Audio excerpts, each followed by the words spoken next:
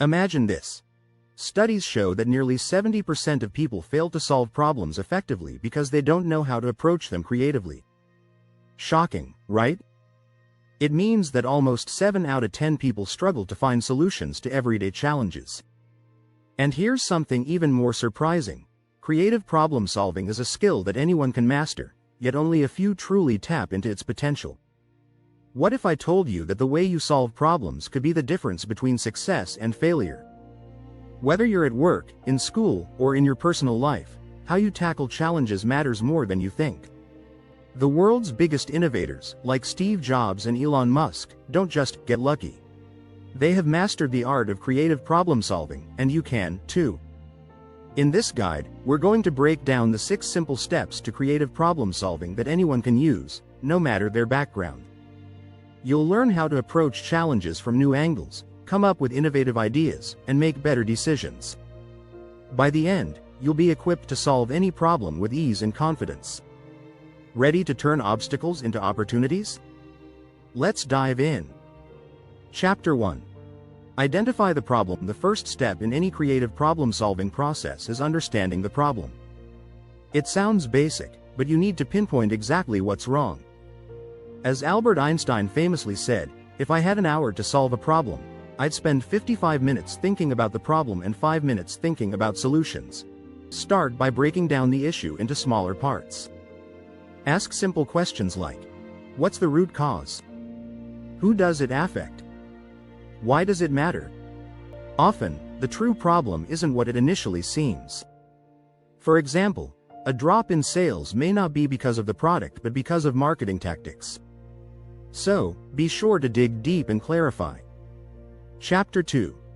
Gather information. Once the problem is clear, the next step is to gather information. This is the stage where research plays a huge role. It's essential to have enough data and background to inform your decision-making. In fact, according to a study from McKinsey & Company, 70% of successful decisions are driven by data insights. Look for patterns in the data. Talk to people who are impacted by the problem. Find out what has been tried before, what worked, and what didn't. This research phase isn't just about getting facts, it's also about discovering new perspectives. For example, the famous inventors Thomas Edison and Nikola Tesla both thrived on their ability to look at challenges from a different angle. So, broaden your horizon and be open to ideas from all directions. Chapter 3.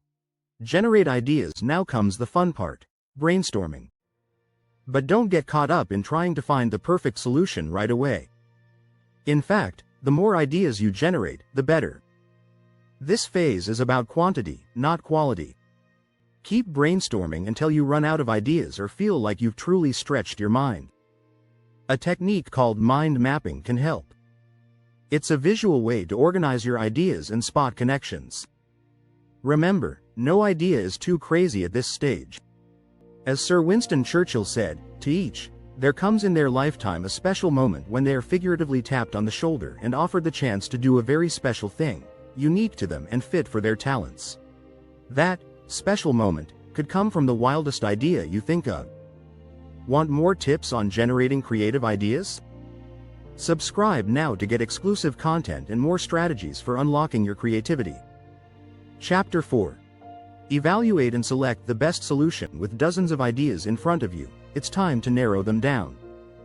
This step is critical because it's about picking the solution that best solves the problem. You need to ask, which solution is most practical? Which will yield the best results with the least effort? Research shows that focusing on practical solutions can improve problem-solving outcomes by up to 40%. One method to assess ideas is the pros and cons list. Rank each idea by feasibility, cost, and impact.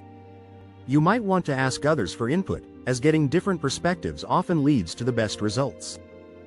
After all, even Steve Jobs sought feedback before making final decisions. Chapter 5. Implement the solution. Now that you've chosen the best solution, it's time to act. But don't jump straight into full-scale execution. Instead, start small and test the waters. Think of it like a prototype. As the tech industry has shown us, Products like the iPhone started as small concepts, tested, refined, and then scaled. Set clear goals for what needs to be done, assign tasks, and create a timeline. Don't be afraid to make adjustments along the way. In fact, data from a Stanford study shows that 60% of successful projects involve constant refinement after the initial implementation. Also, remember that the best solutions are often the ones that evolve over time. The early stages are the perfect opportunity to gather feedback and fine-tune your approach. Chapter 6. Review and learn. After you've implemented your solution, it's time to look back and reflect. Did your solution solve the problem? Were there any unexpected outcomes? Reviewing is about learning what worked and what didn't. In a survey of 1,000 professionals, 75% said that they learned the most from their failures, not their successes. So, don't be afraid to fail. Embrace it as an opportunity for growth. Think about how you can improve next time. Take notes on the process, and make sure to document your findings.